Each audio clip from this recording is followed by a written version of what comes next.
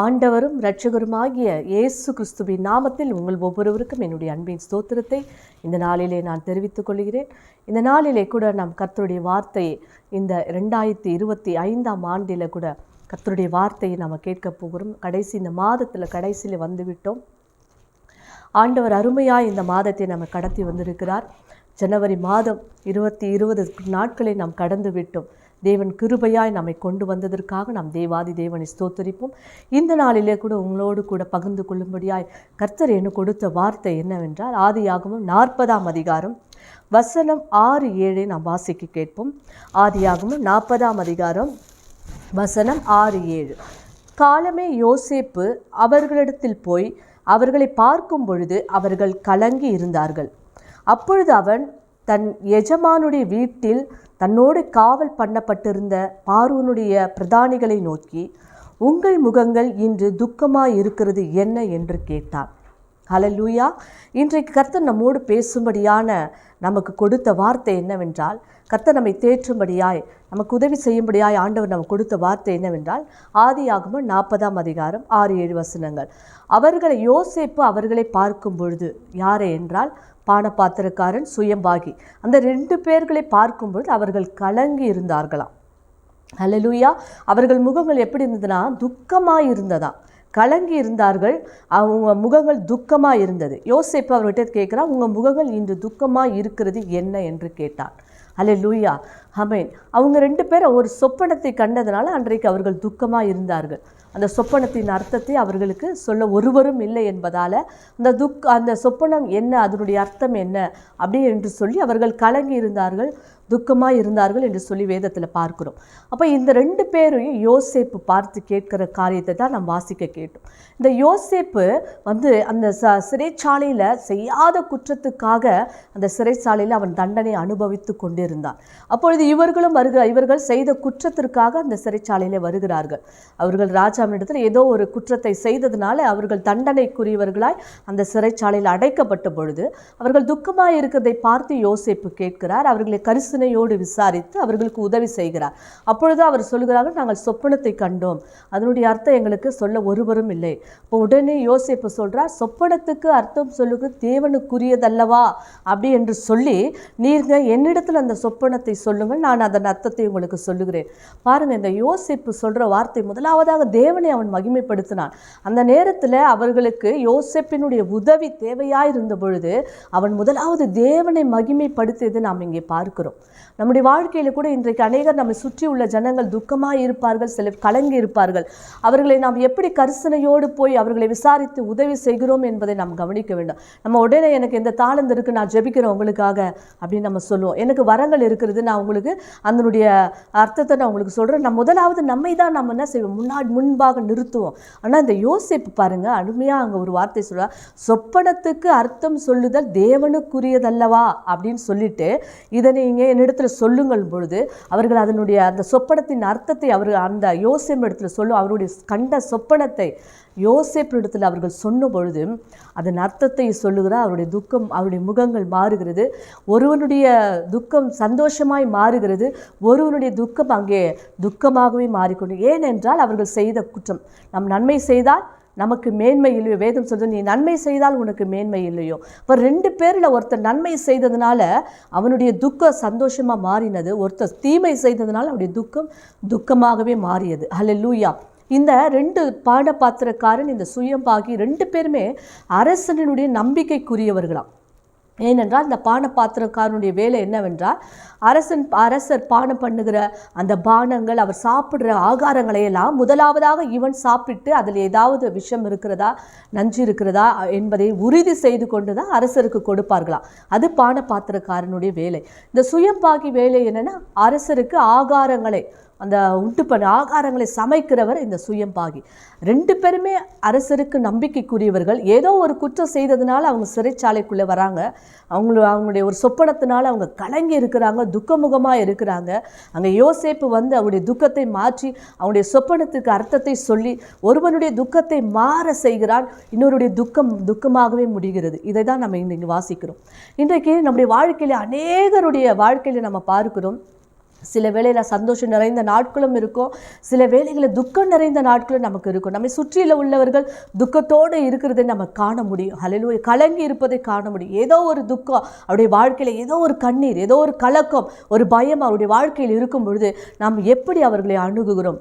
அந்த துக்கத்தோடு இருக்கிறவர்கள் யாரை, ஒருவேளை சரியான நபருக்கு நேராய் அவர்கள் போவார்கள் என்றால் அவருடைய துக்கம் சந்தோஷமாய் மாறும். ஒருவேளை தவறான வழியில் போவார்கள் என்றால் அவருடைய துக்கம் எப்படியும் மரணத்துக்குள்ளாய் வேற ஒரு தவறான ஒரு காரியங்களுக்குள்ளாய் செல்வதை நாம் பார்க்கிறோம். இங்கே இந்த 2 பேரும் யோசேப்பினுடைய பார்வையில் பட்டதுனால அவன் அழகாய் அதனுடைய சொப்பனத்துக்கு, அவங்களுடைய கலக்கத்துக்கு, அவங்களுடைய துக்கத்தை மாற்றும்படியான வழிகளை அவன் காண்பித்தான் என்று சொல்லி பார்க்கிறோம். ஹல்லேலூயா.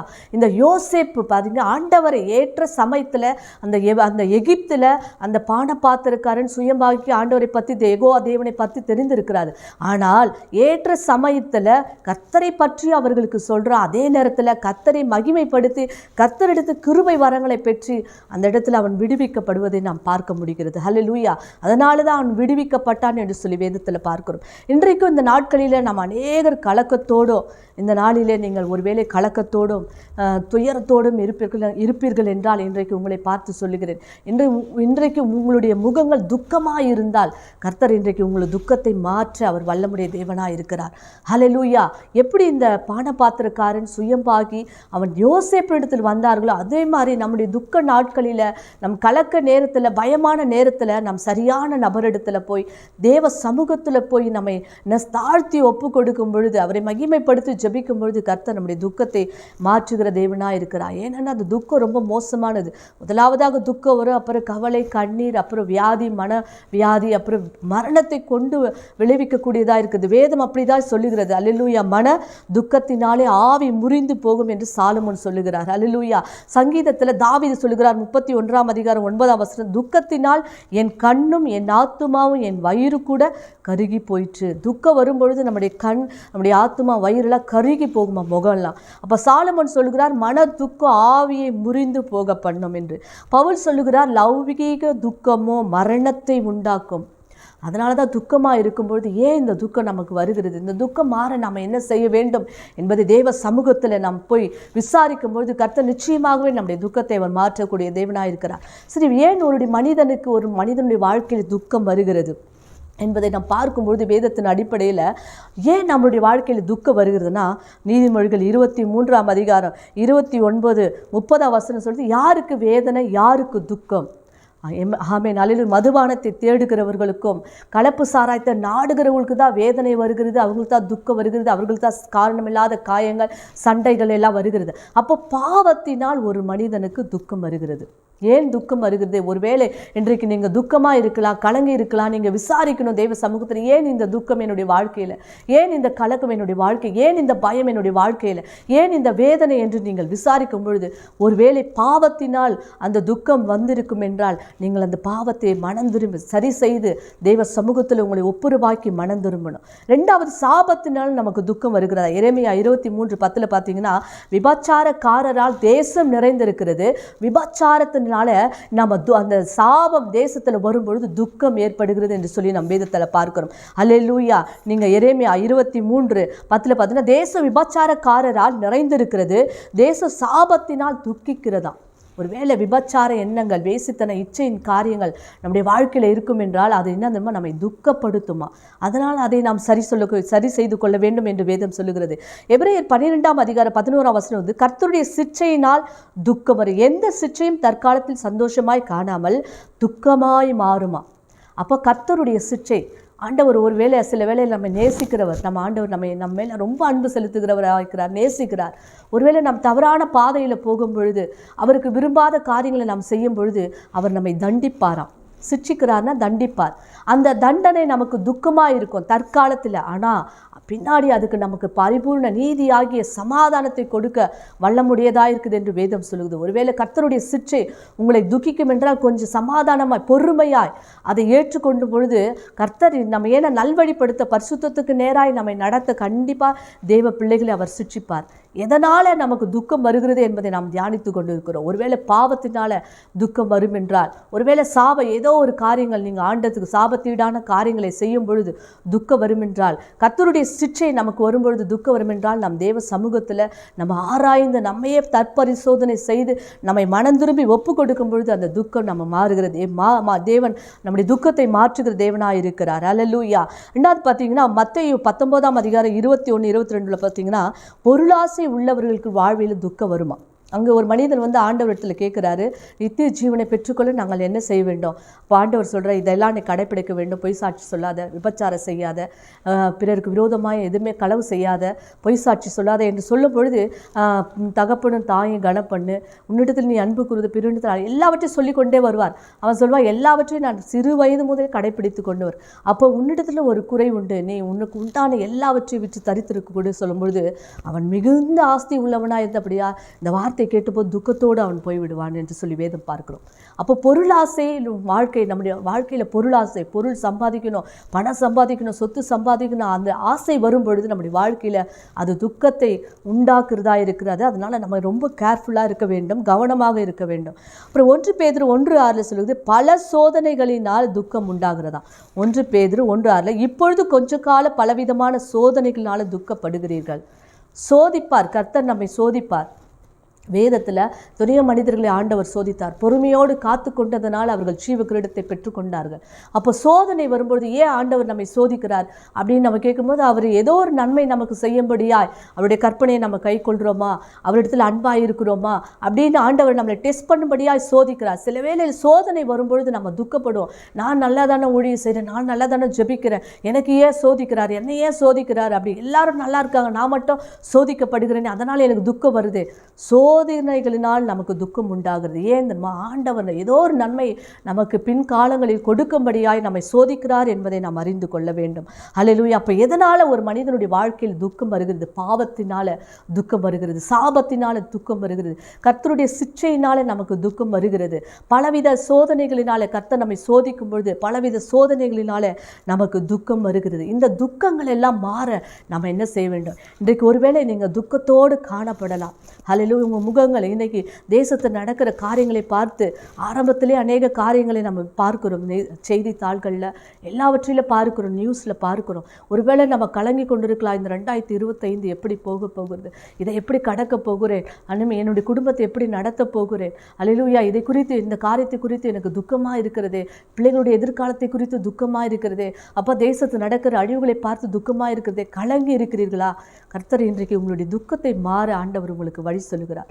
துக்கம் மாற நாம் என்ன செய்ய வேண்டும்? முதலாவதாக, ஏன் என்னுடைய வாழ்க்கையில் துக்கம் வருகிறது, அதை நாம் அறிந்து நாம் பரிசோதித்து, நம்மையே பரிசோதித்து மனம் திரும்பி தேவ சமூகத்தில் நம்முடைய பாவங்களை அறிக்கை செய்து, தப்பிதங்களை அறிக்கை செய்து ஒப்பு கொடுக்கும் பொழுது துக்கத்தை அவர் மாற்றுகிற தேவனாக இருக்கிறார். அப்போ துக்கம் மாறணும்னா நான் என்ன செய்ய வேண்டும்? இந்த 2025 அம்மேல இதை கடக்க வேண்டும்னால நம்ம என்ன செய்ய வேண்டும் என்ற 3 காரியங்களை குறித்து நம்ம இன்றைக்கு தியானிக்க போகிறோம். முதலாவதாக, துக்கம் மாற நான் என்ன செய்ய வேண்டும்?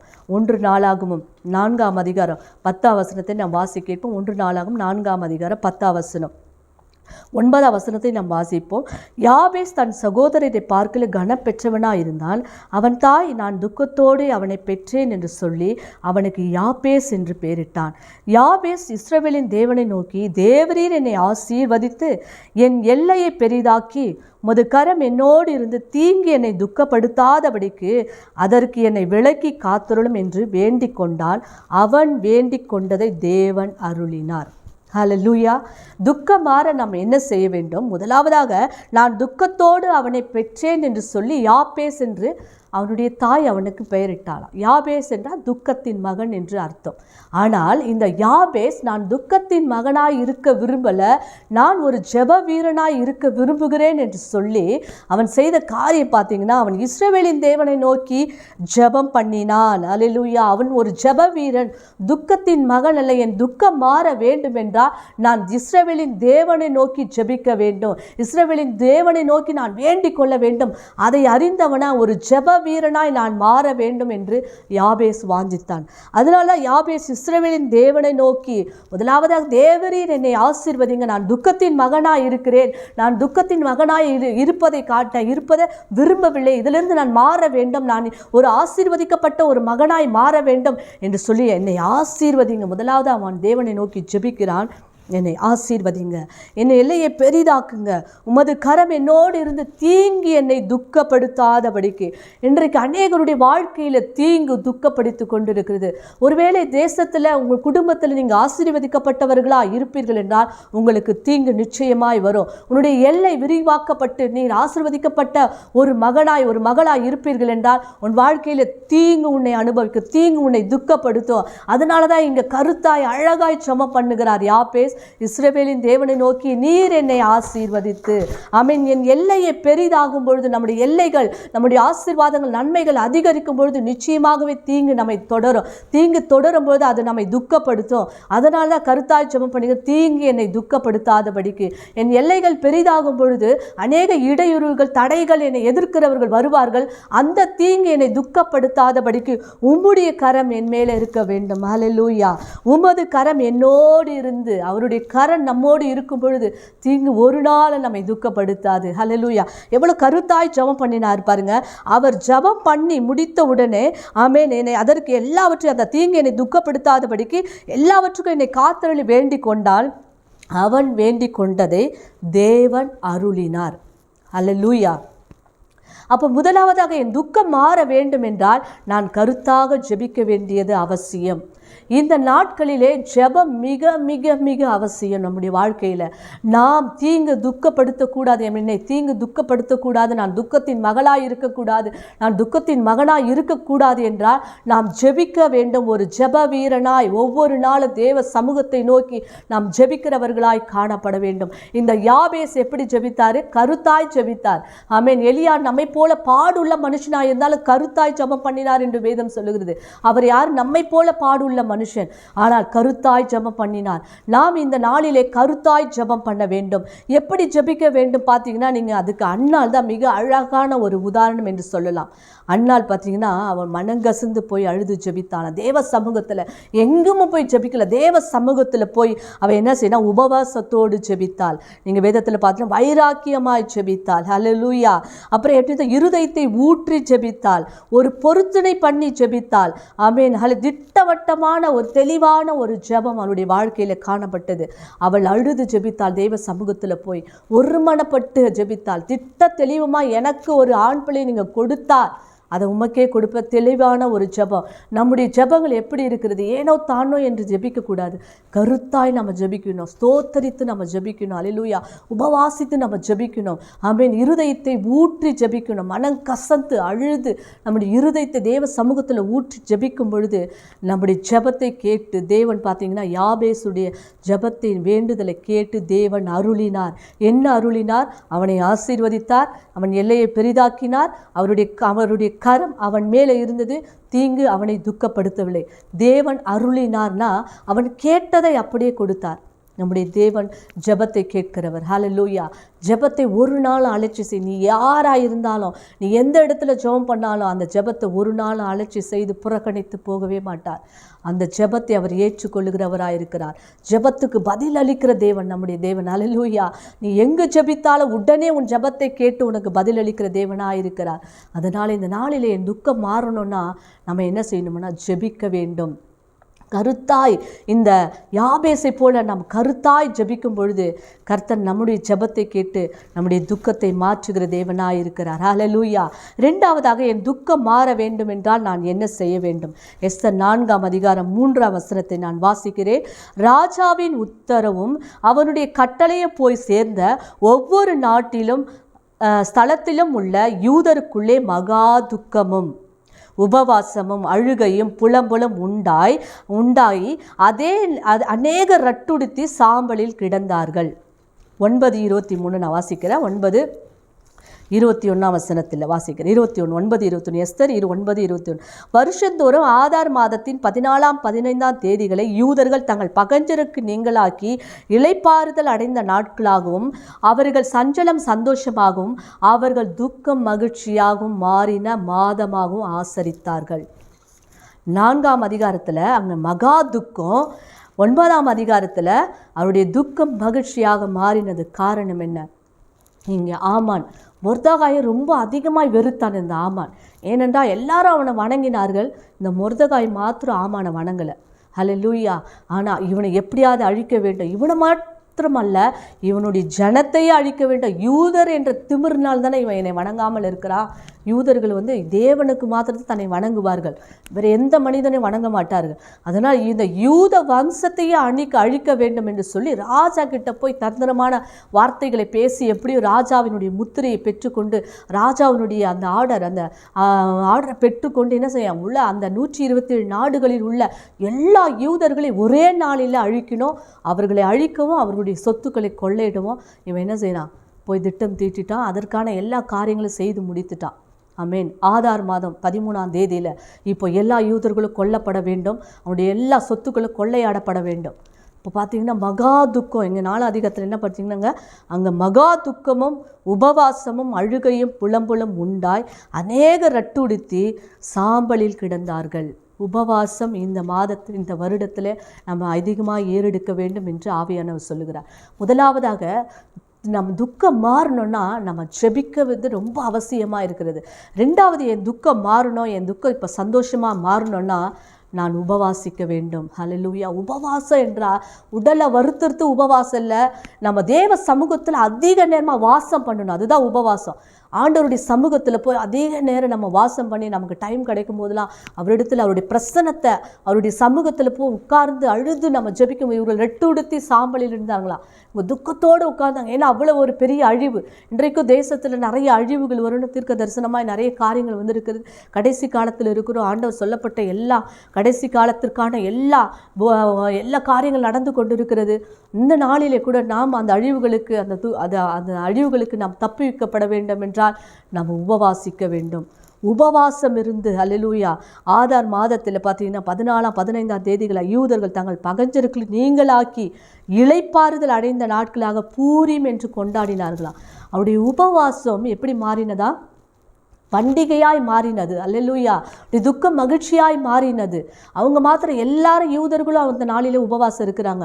எஸ்தரும் போய் அவருடைய தாதிமார்களும் 3 நாள் தேவ சமூகத்தில் போய் உபவாசம் இருந்து இருக்கிறாங்க. இன்றைக்கு 3 நாட்கள் 7 நாட்கள் 21 நாட்கள் 40 நாட்கள்லாம் நம்ம உபவாசம் இருக்கிறோம். அநேகர் அதை குறித்து என்ன செய்கிறாங்க, வாக்கு மாத மேடைகளை போட்டு என்ன செய்கிறாங்க, இதெல்லாம் இப்படி இருக்கக்கூடாது அப்படிலாம் சொல்கிறாங்க. ஆனால் தேவ சமூகத்தில் ஒவ்வொரு நாளும் நம்முடைய குடும்பங்களுக்காக, பிள்ளைகளுக்காக, சபைக்காக, ஊழியத்துக்காக வாரத்திலேயோ அல்லது மாதத்திற்கோ ஒரு 3 நாளோ இல்லை வாரத்தில் 1 நாளோ நாம் உபவாசித்து தேவ சமூகத்தில் ஜெபிக்கும் பொழுது கர்த்தர் நிச்சயமாய் நமக்கு வரவிருக்கிற அழிவுகளிலிருந்து தேவன் நம்மை தப்புவிக்க வல்லவராய் இருக்கிறார். அல்லேலூயா. தீங்குக்கு நம்மை தப்புவிக்க வல்லவராய் இருக்கிறார். நாம் உபவாசம் இருக்க வேண்டும். அவர்கள் 3 நாளும் நான் தண்ணீர் குடியாமலும் புசியாமலும் உபவாசம் இருந்து அங்கே எஸ்தர் ராஜா கிட்ட போகணுன்னு ராஜா கேட்குறாரு, உனக்கு நான் என்ன செய்ய வேண்டும், உனக்கு என்ன நான் செய்ய வேண்டும், உன்னுடைய வேண்டுதல் என்ன, உன்னுடைய மன்றாட்டு என்ன, என் ராஜ்யத்தில் அது பாதியை கூட 127 நாடுகளை பாதி கேட்டால் கூட நான் உனக்கு தரேன். அப்போ உபவாசிக்கும் பொழுது அந்த ராஜா 127 நாடுகளுக்கு ராஜாவே அப்படி சொல்வார் என்றால், ராஜாதி ராஜா நாம் உபவாசிக்கும் பொழுது மகளே உனக்கு என்ன வேண்டும், நான் உனக்கு என்ன செய்ய வேண்டும், உனக்கு உன்னுடைய மன்றாட்டு என்ன, உன்னுடைய விண்ணப்பத்தை சொல்லு, நான் நிறைவேற்றுவேன் என்று சொல்லுகிற தேவனாக இருக்கிறார். அல்லேலூயா. அல்லேலூயா. அதனால் இந்த நாட்களில் நாம் என்ன காரியம் வந்தாலும், ஒருவேளை நீங்கள் ஏதோ ஒரு காரியம் உங்களை துக்கப்படுத்த, உங்கள் சொத்து கொள்ளையாடப்பட்டிருக்கலாம், இல்லை ஏதோ ஒரு அழிவு உங்களுக்காக வந்திருக்கலாம், உங்களுடைய பகஞ்சர்கள் உங்களை எதிர்த்து கொண்டு இருக்கலாம். ஆனால் இந்த நாளில் ஒரு நாள் அவர்களுக்காக உபவாசம் இருங்களேன். தேவ சமூகத்தில் போய் உட்கார்ந்து உபவாசித்து அதிக நேரம் தேவனை செலவழித்து பாடி அவர் சமூகத்தில் நீங்கள் வேதங்களை வாசிக்கும் பொழுது அந்த தான் உபவாசம். உபவாசம்னா நம்ம 3 நாள் சாப்பிடாமல் இருக்கணும், தண்ணி குடிக்காமல் இருக்கணும், அதெல்லாம் ஆண்டவர் விரும்பலை. உடலை வருத்து அவருக்காக நீ தேவ சமூகத்தில் நேரத்தை செலவழிக்கும் பொழுது, அந்த நேரத்தில் ஆண்டவரை துதித்து பாடும் பொழுது, ஜெபிக்கும் பொழுது, வேதங்களை நம் வாசித்து தியானிக்கும் பொழுது கர்த்தர் நம்முடைய உபவாசத்தை பண்டிகையாய் மாற்றுகிற தேவனாக இருக்கிறார். எந்த காரியத்துக்காக நீங்கள் உபவாசம் இருந்தாலும் அந்த உபவாசம் இவங்களுக்கு பண்டிகையாய் மாறிச்ச, பூரீம் பண்டிகையாய் மாறினது. ஹல்லேலூயா.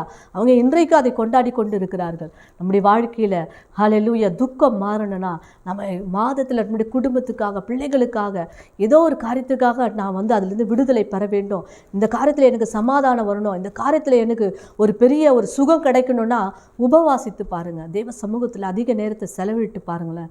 கர்த்தர் உங்களுடைய உபவாசத்தை பண்டிகையாய் மாற்றுகிற தேவனாக இருக்கிறார். ஹல்லேலூயா. துக்கம் மாற என்ன செய்ய வேண்டும்? முதலாவதாக விசேஷமாய் அதிகமாய் ஜெபிக்க வேண்டும்.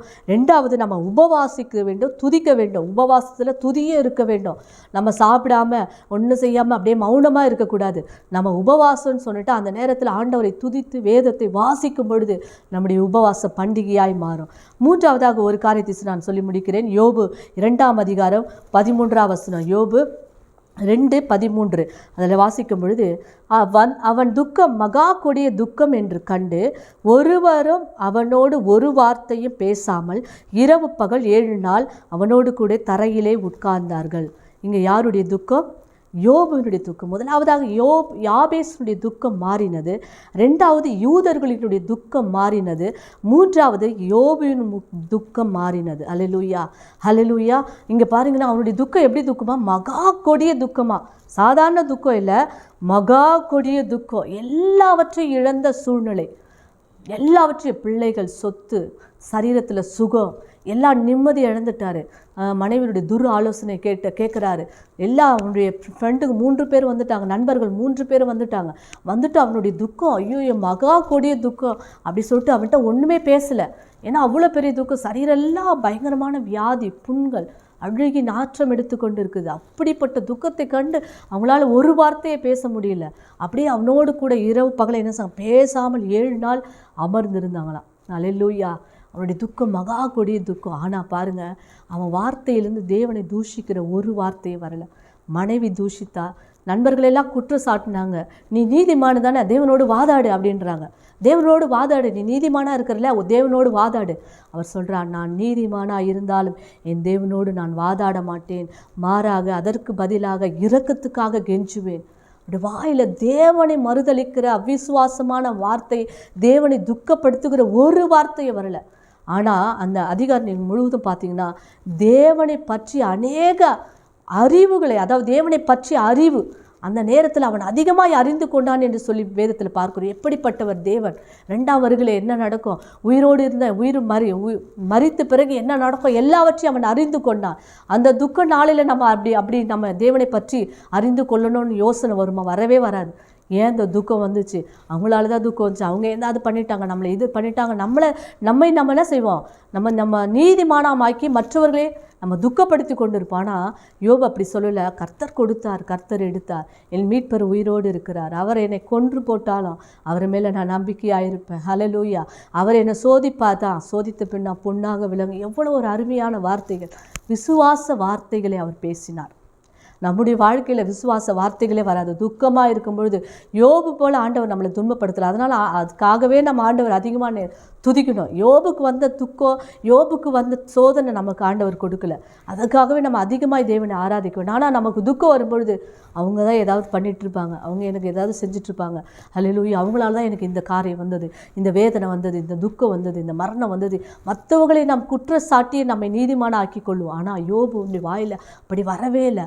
அவன் தேவனை அதிகமாக அறிந்து கொண்டான் அந்த துக்க நாட்களில். மாத்திரமல்ல, விசுவாச வார்த்தைகளை பேசினான். கர்த்தரை துக்கப்படுத்துகிற ஒரு காரியத்தை அவன் பேசலை.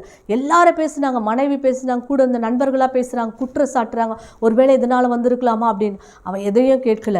ஆமென். தேவனை பற்றி அதிகமாக அறிந்து கொண்டான். எப்படிப்பட்டவர் தேவன் என்பதை அறிந்து கொண்டான். அவர் எவ்வளோ சர்வ வல்லமுள்ள தேவன் என்பதை அறிந்து கொண்டான். சர்வ வல்லவரோடு நான் பழகி சமாதானமாக இருப்பேன்னு சொன்னார். ஹல்லேலூயா. அவரோடு பழகி நான் சமாதானமாக இருப்பேன், அவரோட வழக்காட மாட்டேன், இரக்கத்துக்கு கெஞ்சுவேன். அவர் என்னை சோதிப்பார்தா, சோதித்த பின் நான் பொண்ணா விளங்குவேன். நான் அவரை பார்ப்பேன், அந்நிய கண்களாலே, என் சொந்த கண்களாலே பார்ப்பேன். விசுவாச வார்த்தைகளை பேசுனதுனால அவருடைய துக்கம் சந்தோஷமாய் மாறினது. இழந்து போன எல்லாவற்றையும் இரட்டிப்பாய் அவர் பெற்றுக்கொண்டார். ஹல்லேலூயா. அதனால் இந்த நாட்களில் நம்ம என்ன செய்ய வேண்டும்? ஜெபிக்க வேண்டும். 2025 எப்படி இருக்கும்னு நீங்கள் எதுவுமே யோசிக்காதீங்க. நல்லா ஜெபம் பண்ணுங்கள். தேவ சமூகத்தில் வாரத்தில் இல்லை மாதத்தில் ஒரு நாள் உபவாசம் இருந்து இருந்து நல்லா துதித்து தேவ சமூகத்தில் அதிக நேரத்தை செலவிடுங்க. விசுவாச வார்த்தைகளை கர்த்தர் உங்களுக்கு எத்தனையோ வார்த்தைகளை கொடுத்திருப்பார். ஆமென். வாக்கு தத்தங்களை கொடுத்திருப்பார். அதையெல்லாம் சொல்லி விசுவாச அறிக்கை செய்யுங்க. விசுவாசமா பேசுங்க. எதிர்மறையான நமக்கு சூழ்நிலைகள் எல்லாம் எதிர்மறையாக இருக்கும் பொழுது ஆண்டவர் சொன்ன வார்த்தைகளை, விசுவாச வார்த்தைகளை பேசி அந்த காரியங்களை நம்ம மேற்கொள்ள முடியும். எங்களுடைய துக்கம் எப்படி மாறிச்சா? சந்தோஷமா மாறிச்சு. ரெட்டிப்பாய் எல்லாவற்றையும் அவன் பெற்றுக்கொண்டான். இழந்து போன எல்லாவற்றையும் பெற்றுக்கொண்டது மாத்திரமல்ல, அவன் எத்தனை தலைமுறைகளை பார்த்தான் என்று வேதம் சொல்லுகிறது. 4ஆம் தலைமுறையை அவன் பார்த்தான் என்று சொல்லி வேதத்தில் நான் பார்க்கிறோம். அல்லேலூயா. அவ்வளோ பெரிய ஆசீர்வாதம். நெடுநாளாய் இருந்து பூரண வயதுள்ளவனாய் இருந்தான். யோபு 140 வருஷம் உயிரோடு இருந்து 4 தலைமுறையாக தன் பிள்ளைகளையும் தன் பிள்ளைகளுடைய பிள்ளைகளையும் கண்டான். இழந்து போன எல்லாவற்றையும் ஆமென் அவனை குற்றச்சாட்டின சகோதரன் அந்த அவருடைய நண்பர்களுக்காக, சிநேகிதருக்காக வேண்டுதல் செய்து அவங்களுடைய சிறையிருப்பை மாற்றினான். அவர்கள் சிறையிருப்பை மாற்றும்போது இவனுடைய சிறையிருப்பு தானாய் மாறி எல்லாமே அவனுக்கு மாறாய் மாறி எல்லா ஆண்டவர் முன்னிலைமையை பார்க்கலாம் அவன் பின்னிலைமையை ஆசீர்வதித்தார். எல்லாமே டபுள் போர்ஷனாக அவனுக்கு கொடுத்தார். அப்போ நம்முடைய துக்கம் மாறணும். ஏன் துக்கம் வருது நான் சொன்னேன். துக்கத்தினால நம்முடைய கண்ணு, வயிறு, ஆத்துமால கருகி போகும். மன துக்கத்தினால ஆவி முறிந்து போகும். அப்புறம் லௌகீக துக்கமும் மரணத்தை. அதனால் இந்த துக்கத்தினால் வருகிற தீமைகள் மாற நான் என்ன செய்யணும்? ஒருவேளை ஏன் இந்த துக்கம் வருது ஆராய்ந்து பாருங்கள். பாவத்தினால, சாபத்தினால, ஒருவேளை சோதனை கர்த்தர் நம்மை சோதிக்கும் பொழுது சிற்றையினால் வரும் என்றால் அதை நம்ம ஆராய்ந்து அறிந்து நம்ம தேவ சமூகத்தில் ஒப்பு கொடுத்து மனம் திரும்பி பாவ மன்னிப்பு பெற்று தேவ சமூகத்தில் ஒப்பு கொடுக்கும் பொழுது, ஜெபிக்கும் பொழுது, உபவாசிக்கும் பொழுது, யாபேசை போல ஜெபிக்கும் பொழுது, ஏவு போல நம்ம விசுவாச வார்த்தைகளை பேசும் பொழுது, மொர்தெகாவை போல தேவ சமூகத்தில் உபவாசம், எஸ்தரை போல உபவாசித்து இருக்கும் பொழுது நம்முடைய துக்கம் சந்தோஷமாய் மாறும். ஒருவேளை இன்றைக்கு நீங்கள் துக்கத்தோடு இருந்திருக்கலாம், கலங்கி இருக்கலாம், ஏதோ ஒரு கலக்கம். இன்றைக்கு உங்களை பார்த்து உங்களுடைய துக்கம் சந்தோஷமாய் மாறப்போகிறது. அதிகமாக நீங்கள் ஜெபம் பண்ணுங்கள். ஆண்டவர் சமூகத்தில் உபவாசம் இருங்க. கண்களை மூடி நாம் ஜெபம் செய்வோம். ஹல்லேலூயா. நன்றியோடு துதிக்கிறோம் ஆண்டவரே. அன்றைக்கு யோசேப்பு ஆண்டவரே அந்த 2 பேர்களுடைய துக்கத்தை மாற்றினான் ஆண்டவரே. கலங்கி இருந்த, துக்கமாக இருந்த அவர்களுடைய துக்கம் மாறப்பட்டது. துக்கம் சந்தோஷமாய் மாறினது ஆண்டவரே. ஒருவனுடைய துக்கம் சந்தோஷமாய் மாறினது. நாங்கள் நன்மை செய்தால் எங்களுடைய துக்கம் சந்தோஷமாய் மாறும் ஆண்டவரே. எங்களுக்கு மேன்மை வரும் ராஜா. எங்கள் துக்கம் மாற நாங்கள் என்ன செய்ய வேண்டும் என்பதை எங்களுக்கு வேதத்தின் அடிப்படையில் நீங்கள் சொல்லி தந்திருக்கீங்க ஆண்டவரே. நாங்கள் அதிகமாக இந்த நாளில் ஜெபிக்க வேண்டும் ஆண்டவரே. அதிகமாய் உபவாசம் இருந்து உங்களுடைய சமூகத்தில் வாசம் பண்ண வேண்டும். உங்களுடைய சமூகத்தில் உங்களுடைய பிரசன்னத்தை நாங்கள் உணர வேண்டும் ராஜா. விசுவாச வார்த்தைகளை பேசும் பொழுது ஆண்டவரே யாரையும் குற்றப்படுத்தக்கூடாது தகப்பனே. விசுவாச வார்த்தைகளை பேசி ஆண்டவரே எங்களையே நாங்களே தற்பரிசோதனை செய்து எங்களை ஆண்டவரே சப்பா சுத்திகரித்து கொள்ள கிருபை பாராட்டுங்க. இந்த 2025 ஆண்டுகளை யாரெல்லாம் துக்கமாக இருக்கிறாங்களோ இந்த மாதத்தில், இந்த நாளில் யாரெல்லாம் துக்கமாக இருக்கிறாங்களோ துக்கெல்லாம் சந்தோஷமாய் மாறட்டும். அவங்களுடைய மதுரமாய் மாறட்டும். அவருடைய சாபங்கள் ஆசீர்வாதமாய் மாறுவதாக இயேசுவின் நாமத்தினாலே. அவருடைய துக்க சந்தோஷமாய் மாறுவதாக ராஜா. அப்பா அவருடைய மரணம் எல்லாம் ஜீவனாய் மாறுவதாக ராஜா. அவருடைய புலம்பல் ஆனந்த களிப்பாய் மாறட்டும். அவருடைய கடினமான கற்பாறைகள் நீரூற்றாய் மாறுவதாக. வனாந்தரம் ஏதனை போல மாறுவதாக. கர்த்தரின் தோட்டத்தை போல மாறுவதாக. இயேசுவின் நாமத்தினாலே நாங்கள் ஜெபிக்கிறோம் ஆண்டவரே.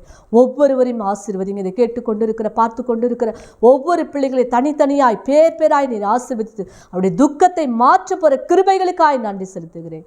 இயேசுவின் நாமத்தினாலே ஜெபித்து ஜெயம் எடுக்கிறோம் நல்ல பிதாவே. ஆமென்.